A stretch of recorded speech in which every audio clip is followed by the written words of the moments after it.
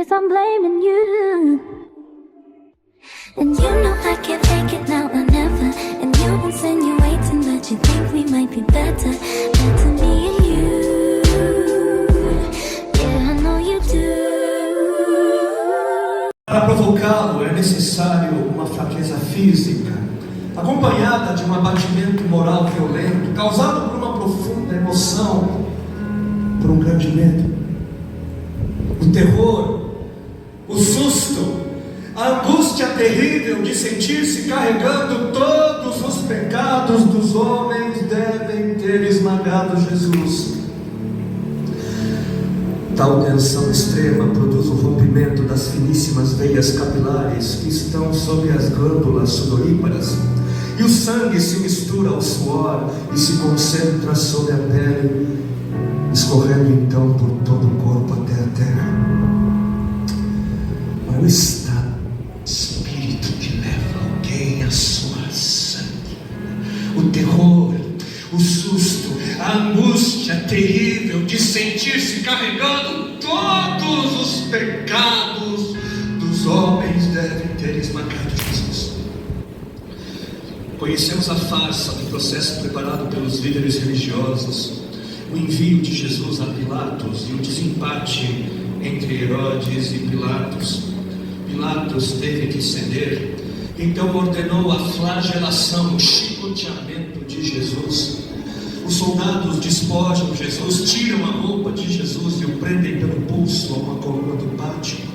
A flagelação se efetua com tiras de couro múltiplas, sobre as quais são fixadas bolinhas de chumbo e pequenos ossos.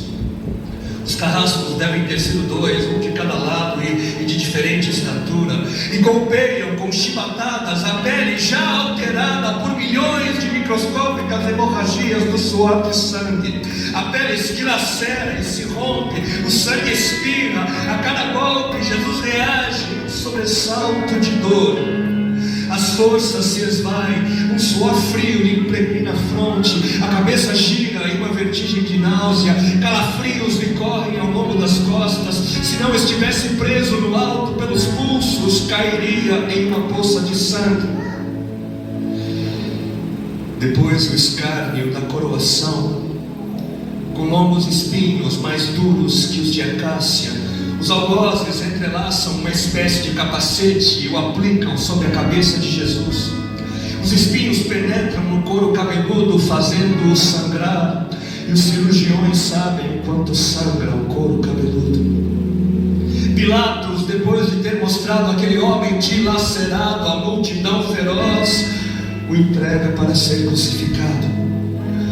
Colocam sobre os ombros de Jesus o grande braço horizontal da cruz, que pesa uns 50 quilos.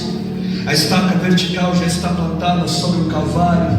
Jesus caminha com os pés descalços pelas ruas de terreno irregular, cheia de pedregulhos. Os soldados o puxam com as cordas. O percurso é de cerca de 600 metros. Jesus, fatigado, arrasta um pé após o outro, frequentemente cai sobre os joelhos, e os seus ombros estão cobertos de chagas, de ferimentos. Quando ele cai por terra, a viga lhe escapa, escorrega e lhe escola o dorso. Sobre o Calvário tem início a crucificação. Os carrascos despojam o condenado, tiram a roupa do condenado, mas a sua túnica está colada nas chagas dos ferimentos, e tirá-la produz dor atroz. Quem já tirou uma atadura de gás de uma grande ferida percebe do que se trata. Cada fio do tecido adere e cola a carne viva, e ao levarem a túnica se laceram as terminações nervosas, postas em descoberto pelas chagas. Os carrascos dão um puxão violento, e há um risco de toda aquela dor provocar uma síncope. Mas ainda não é o fim. O sangue volta a escorrer.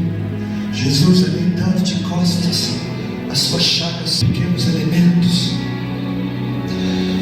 Os pregos, os carrascos pegam, plantam e o rebatem sobre a madeira. Jesus Jesus deve ter contraído o rosto assustadoramente. O nervo mediano foi lesado.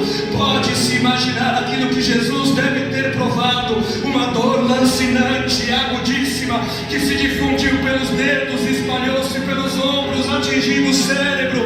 A dor mais insuportável que um homem pode provar, ou seja, aquela produzida pela lesão dos grandes troncos nervosos que provoca uma síncope e faz perder a consciência.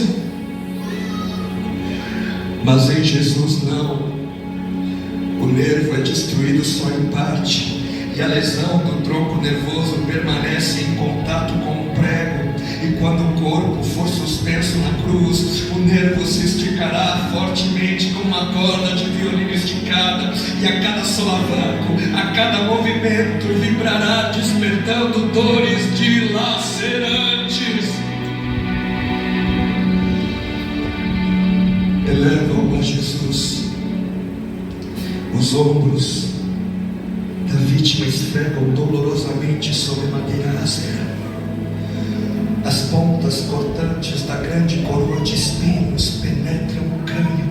A cabeça de Jesus inclina-se para frente, uma vez que o diâmetro da coroa o impede. Pregam-lhe os pés. Ao meio-dia, Jesus tem sede.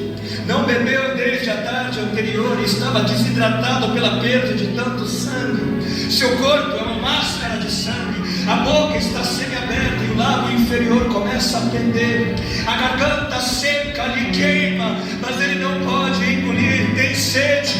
Um soldado lhe estende sobre a ponta de uma vara uma esponja com bebida ácida de uso entre os militares. Tudo aquilo é uma tortura atroz. De repente, um estranho fenômeno se produz no corpo de Jesus. Os músculos dos braços se enrijecem em uma contração que vai se acentuando, os bíceps esticados e levantados, os dedos se curvando. É como acontece a alguém ferido de tétano. A isto que os médicos chamam de tetania. Quando os sintomas se generalizam, os músculos do abdômen se enrijecem em ondas imóveis. Em seguida, os músculos entre as costelas, depois os do pescoço, e finalmente os músculos respiratórios se enrijecem. A respiração se faz pouco a pouco mais curta. O ar entra, mas não consegue mais sair. Jesus respira com o ápice dos pulmões. Tem sede de ar como um asmático em plena crise. Seu rosto pálido, pouco a pouco, se torna vermelho, depois se transforma num violeta purpúreo. Jesus é envolvido pela asfixia. Seus pulmões cheios de ar não podem. E morreu no meu lugar e no seu.